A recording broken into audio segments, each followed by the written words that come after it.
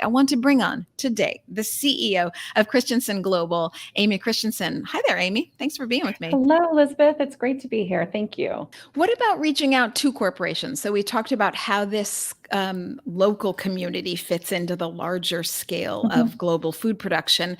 How do you see, if at all, working with large corporations, either for their distribution channels or their advertising budgets or their, how do you see yourself working with the crafts of the world, let's say? Well, so I would say that my experience has been working with companies on their climate strategies.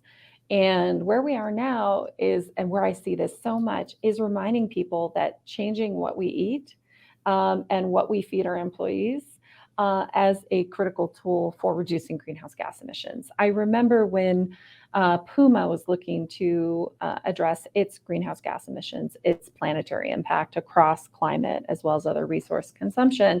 And they realized that leather was their number one impact. And so they looked at some plant based alternatives for leather.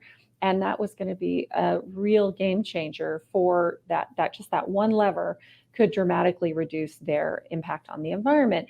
And so, as companies are starting to look at how do they get to net zero, how do they make these commitments to walking the walk for the planet, um, it's interesting to see people start thinking, oh, what can we do to change in our employee cafeterias, what we're feeding our employees to change the footprint of our company. Also, you can talk to an IKEA or a Walmart, and when you go into IKEA, you get those meatballs that they serve at the IKEA. Well, now they have plant-based meatballs, and part of that is it helps reduce the greenhouse gas emissions of that company.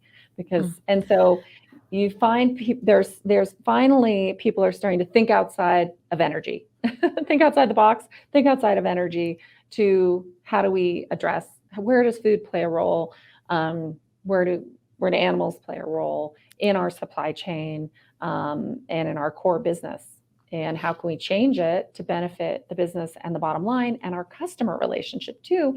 Because I remember Walmart looking at its environmental impact in the very early days, maybe 2007, 2008, and saying, oh wow, we could source more locally and for farmers, and we could attract customers who are looking for lower cost and local and better, healthier grown produce, and to help them reach a new market customer segment. And so it's looking for these solutions that are good for the planet and for the business, primary business, and its brand and its stakeholder relationships.